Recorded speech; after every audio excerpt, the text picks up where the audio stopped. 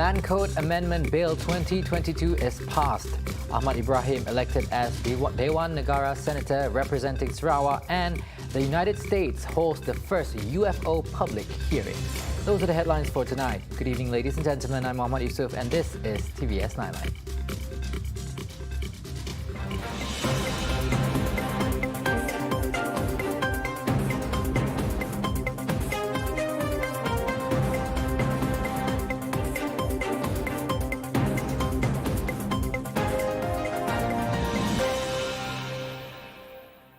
Let us begin with our top story. In a landmark tabling, the Land Code Amendment Bill 2022 was unanimously passed today during the 19th State Legislative Assembly sitting after its third reading. The bill, which seeks to redefine the definition of the term land, would allow the Sarawak government to control over Sarawak's airspace and properties above the surface of the land, including the seabed and telecommunications spectrum.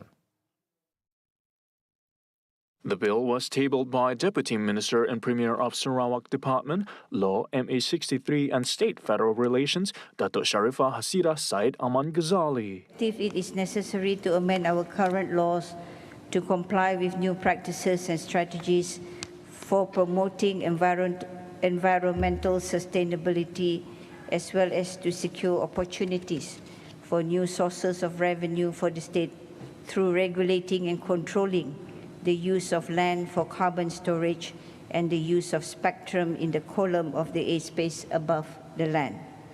This is also to safeguard the state constitutional and legislative authority over land use in the state, including land which is part of the continental shelf within the boundary of the state. She said the amendments on the use of land for carbon dioxide storage and management would reduce carbon dioxide emissions by oil and gas companies and make Sarawak the first state in Malaysia to require industries to comply with international carbon emission reducing requirements. The carbon dioxide capture would be either stored in areas approved by the State Planning Authority or to be used for industries like the production of blue hydrogen, blue ammonia, or biofuel. Consequently, carbon storage brings additional sources of revenue to the state. Additionally, she clarified that the control over the telecommunications spectrum is not in conflict with federal constitution, as the state government's intention was to ensure that the service providers extend telecommunication services to the rural areas to ensure that the rural population is not left behind. Meanwhile, Chief Political Secretary to the Premier, Fazruddin Abdul Rahman, lauded the bill passing as a milestone in environmental preservation effort and in reducing the impact of climate change. He said that the bill will benefit Sarawakans in the future and, at the same time, generate revenue for the state. Now, in the same session, the August House approved the motion to elect Padawan Municipal Council MPP Deputy Chairman Dato' Ahmad Ibrahim as Dewan Negara Senator to represent Sarawak. Ibrahim would replace outgoing Senator Dato' Zaidi Suhaili, whose term is expiring on July 18th. The motion to elect Ibrahim was proposed by Asajaya Assemblyman Dato' Sri Abdul Karim Rahman Hamzah and seconded by Tarat Assemblyman Dato' Roland Sagahui. Dengan pengalaman yang sangat luas dan latar belakang beliau yang aktif, saya mencadangkan supaya Dato' Ahmad Ibrahim dipilih sebagai senator mewakili Sarawak. Saya percaya dengan pengalaman yang amat luas sekali yang telah diperolehi oleh Dato' Ahmad Ibrahim, beliau akan dapat menjalankan tugas sebagai ahli Dewan Negara dengan baik dan juga dengan jayanya. Sekian. Dengan rendah diri saya mencadang. Terima kasih. DUN Speaker Dato' Amar Tan Sri Muhammad Asfia Awang Nassar said the motion was acceded unanimously after no other candidate was proposed by Dewan Rakyat members. Now, for the first time in 50 years, the U.S. Congress held a hearing on UFOs. Also known as Unidentified Aerial Phenomena or UAP, security and defense officials deem these objects as potential national security threats. On Tuesday, May 17th, top U.S. defense intelligence officials showed 2 instances of UAP's detection, one in the form of a flying glowing triangles in the sky and the other an inexplainable orb which disappeared in a flash.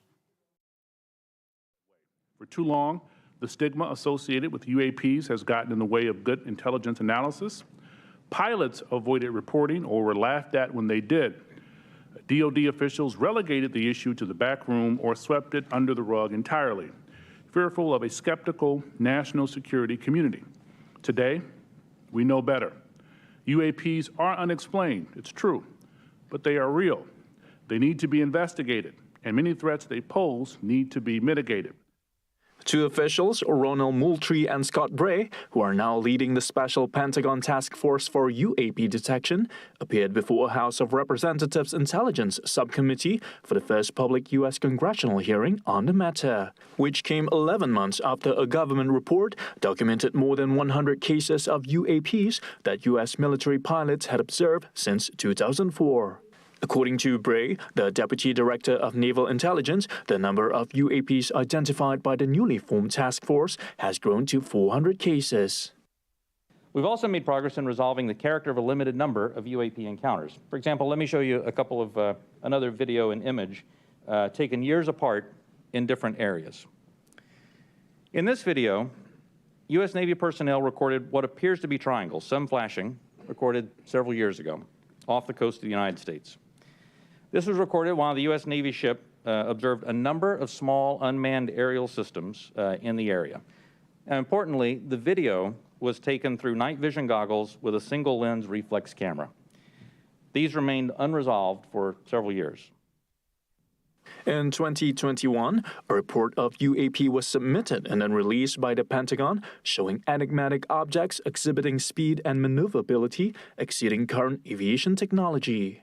Both last year's report and Tuesday's hearing has now marked a turning point for the U.S. government after spending 5 decades of deflecting, debunking, and discrediting observations of unidentified flying objects or UFOs dating back to the 1940s.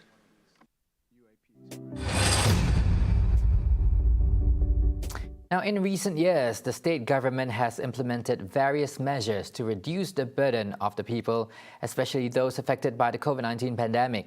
According to the Deputy Minister in the Premier of Sarawak's Department for Labour, Immigration and Project Monitoring, Dato' GOV'T Jala, the pandemic has caused a total of 4,037 people in Sarawak to lose their jobs.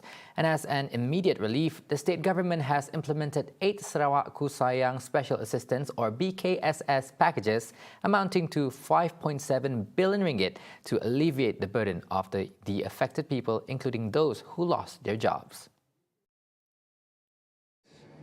Di antara usaha yang dilaksanakan oleh pihak Kerajaan Sarawak untuk mengurangkan isu pengangguran adalah seperti melaksanakan Graduate Enhancement Training Sarawak ataupun GETS untuk graduan di Sarawak. Selain itu, Kerajaan Sarawak melaksanakan program Industry Workforce Development Program dengan kerjasama daripada industri bagi memberi latihan dalam industri.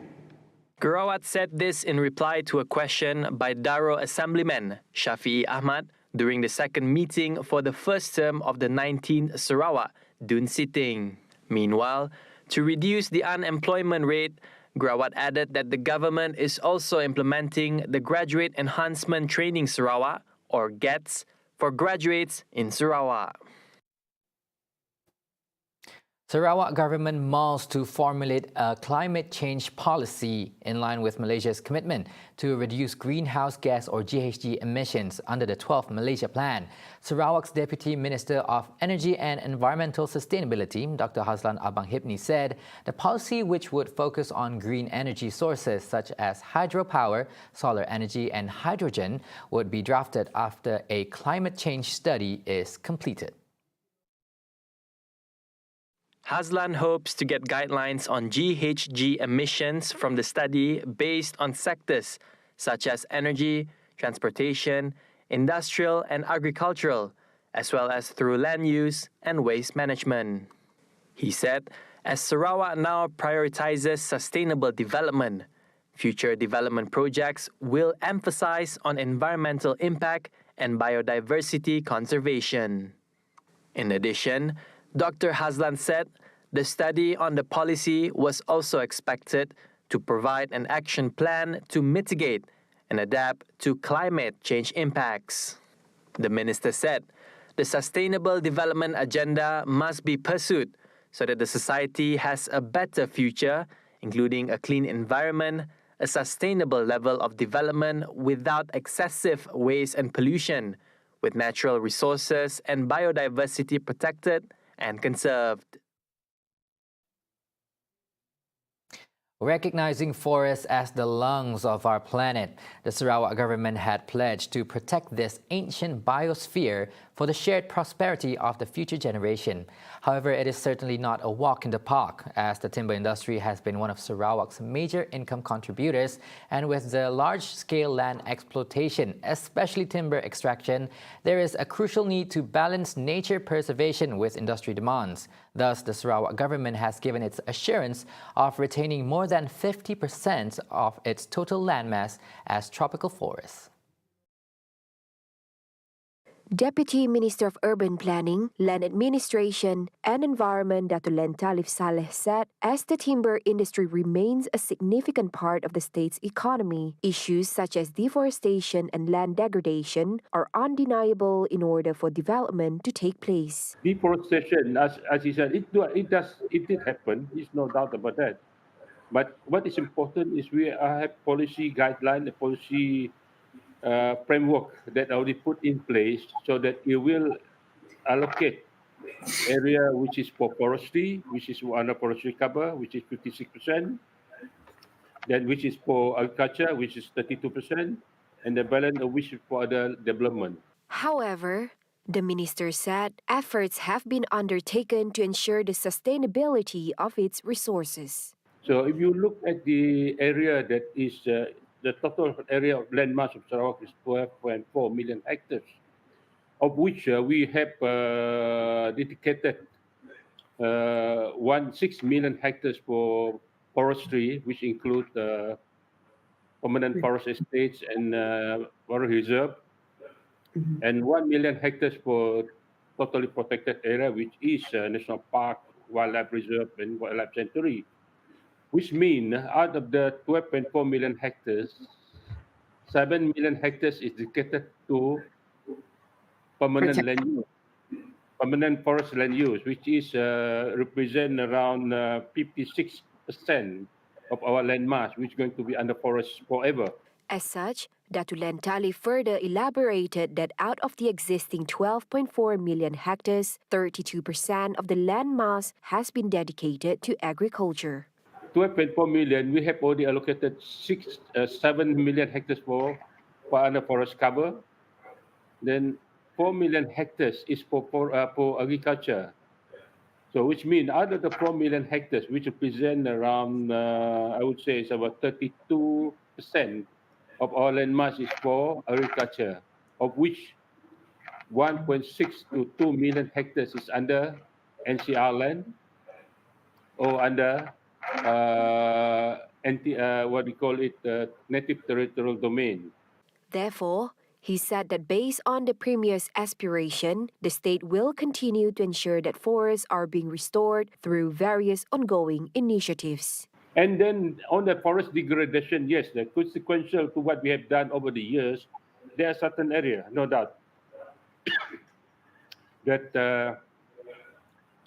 forest degradation, this is where the Premier emphasized on the need for forest restoration activities in the states. So we are allocating quite a substantial amount of resources and energy to ensure that forests are being restored. Right, journalists play an important role in managing perceptions, especially in an era where everyone equipped with a smartphone can disseminate information regardless of its validity. Hence, as an appreciation for members of the media, Premier of Sarawak, Datuk Patinggi Tan Sri Abang Johari Tun Openg, held a special occasion, the Ramah Tamah Ideal Fitri with media. To get more insights, we have our reporter Adlina Rahman at the event. Over to you, Adlina. Thank you, Yusuf. Right now, I'm attending the Majlis Ramah Tamah Warga Media organised by UKAS. And in his speech, the Premier of Sarawak, Datuk Patinggi Tan Sri Abang Haji Openg, mentioned that Malaysians should take social media information as it is, and miscommunication could arise whereby the messages relayed may not be reliable and could be untrue due to, for an instance, mistranslation in the process of spreading the information. And on another note, in a speech by the Deputy Minister in the Department of Premier of Sarawak, Communication Affairs, Information and UKAS, Dato' Abdullah Saidul said, media plays an important role in connecting the government to its citizen. And according to him, the power of media can dismantle all false information and perception of the public towards the government. It is the media's responsibility, he adds, to spread false-proof information to the public and ensure that all information are reliable. I guess that is all from me for now, and expect more updates on to come on TVSTVMY. I'm Adlina Rahman for TVS. Thank you, Adlina. Don't go anywhere, because coming up right after the break, an economist's take on the rising overnight policy rates, Amazon Web Services to go big in Malaysia, right here on TVS Nightline. Stay tuned.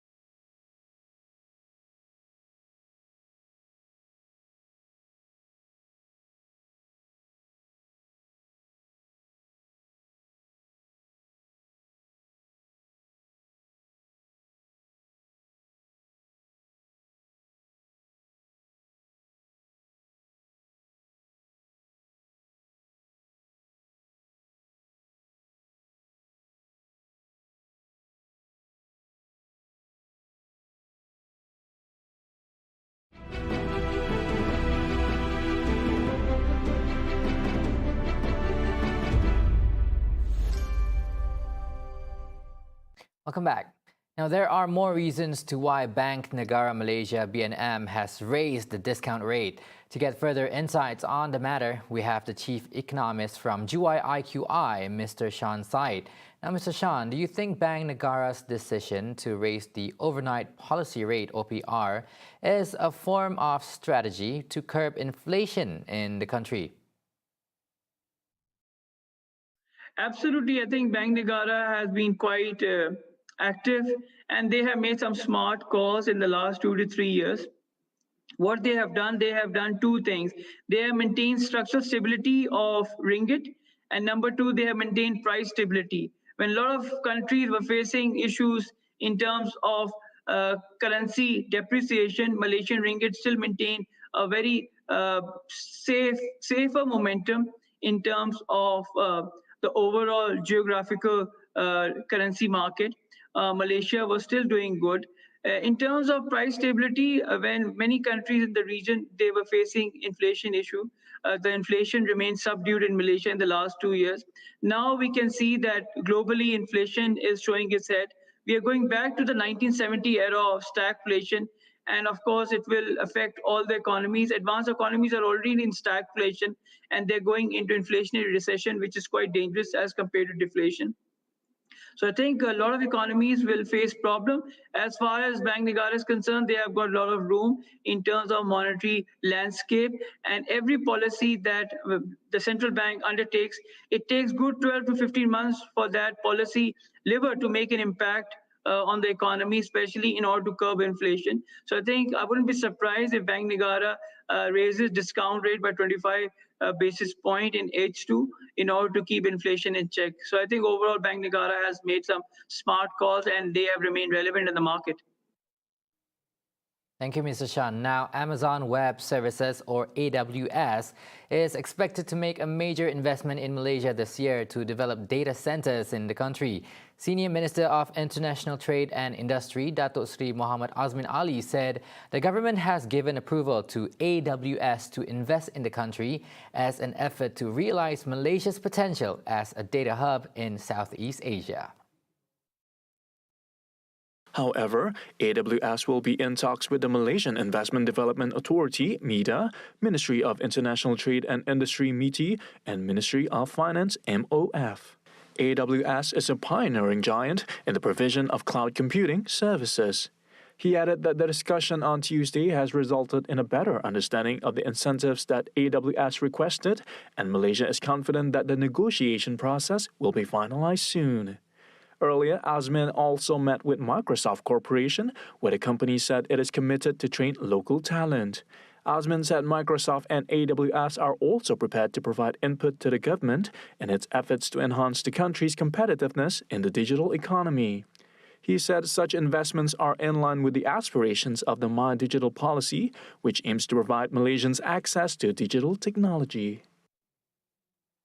Malaysia and Thailand have agreed to set up a joint special committee headed by the Ministry of Transport, Malaysia's Secretary-General, and the Permanent Secretary of Thailand's Ministry of Transport to discuss the finer points related to planning, route, and other technical aspects of the proposed Bangkok-Kuala Lumpur high-speed rail HSR project.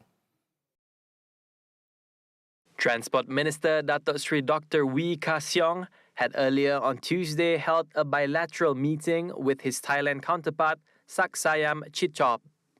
Wee, on his Facebook page, wrote that following the visit by Prime Minister Datuk Sri Ismail Sabri Yaakob to meet the Thai Prime Minister in February this year, talks had been initiated on a proposed HSR project linking Bangkok and Kuala Lumpur as mooted by our respective Prime Ministers. On February 26, it was reported that Malaysia and Thailand had agreed to carry out a feasibility study for the HSR route between Kuala Lumpur and Bangkok. Ismail Sabri said the agreement was reached in his meeting with Thai Prime Minister Prayuth Chan-o-cha at Government House here in conjunction with his first official visit to Thailand.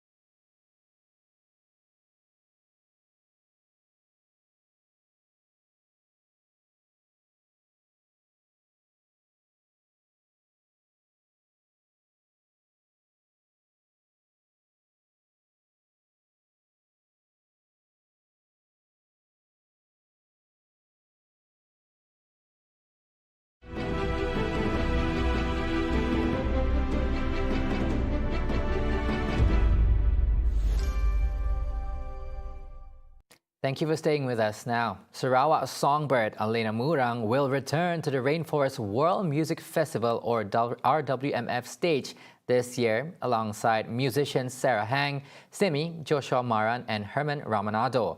Also performing this year is Bamboo Music, a traditional music group from Sabah. Alena and Bamboo Music are the latest addition to the 25th edition of RWMF lineup.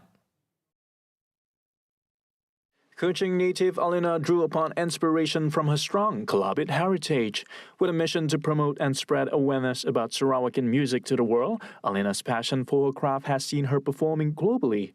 In July 2021, Alena took home the Best Asia and Pacific Music Video and the Honorable Mention for Best Costume Awards for her music video Warrior Spirit in the International Music Video Awards in the UK. Meanwhile, Bamboo Woods from Sabah will enthrall audiences with bamboo and wood instruments. Formed in 2015, the group's innovation in bamboo music has won them an accolade of recognition, including Best Performance of the Year by the Sabah Ombak Association 2016, Best Musical Award in Bamboo Music 2017, Most Creative Talent in... Today, a Wall Street Journal report said flight data from one of the plane's black boxes indicated that someone in the cockpit intentionally crashed the plane. The Wall Street Journal reported that the airline found no evidence that could determine whether or not there were any problems with the aircraft. In a summary of its preliminary report in April, China's authorities did not point to any technical problems on the 737-800, which has been in service since 1997 with a strong safety record. China Eastern could not immediately be reached for comment. On Wednesday morning, screenshots of the Wall Street Journal story appeared to be censored on China's social media platforms Weibo and WeChat. China Eastern Flight MU5375 was en route to Guangzhou on March 21st when it suddenly plunged into the mountain area in Guangxi province. Authorities have said the pilots did not respond to repeated calls from air traffic controllers and nearby planes during the plunge. One of China's deadliest air disasters in decades, the incident killed all 123 passengers and 9 crew members on board. With the advancement of modern medicines, many ailments and illnesses can be cured and prevention measures can be taken through various vaccines administered during childhood. But just how much attention should be given to ensure our children are in their pink of health? Tomorrow, 7:30 a.m., Sejahtera Asia will be discussing the important roles of parents to look into the details of their children's health with guest Mazlinda Ayu Abdul Hamid, the founder of Health and Beauty Products, only on TVS Astro Channel 122 and My Freeview. See the world closer with TVS as we bring you the latest news updates, both local and international, just a click away by heading on to our website at www.tvstv.my or follow us on our social media platforms. That's TVSTVMY. And that's all the time we have for TVS Nightline. I'm Muhammad Yusuf. Thank you for watching.